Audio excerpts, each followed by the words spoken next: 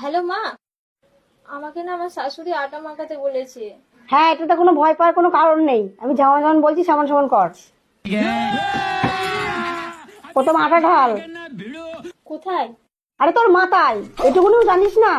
বিয়ের আগে কতবার করে বলেছিলাম কাজগুলো শিখে নে। আচ্ছা আচ্ছা, বুঝে গেছি বুঝে গেছি। এবার কি করবো? গ্লাসে করে জল ঢাল। কোথায়? रुको जरा ওই আটায়। सबर करो।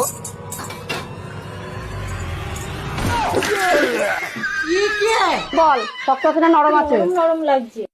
তাহলে একটু শুকনো আটা দে। করেছি।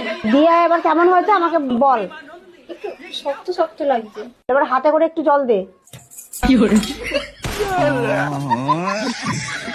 ভালো করে মাখিয়ে আমাকে ফটো তুলে পাঠা।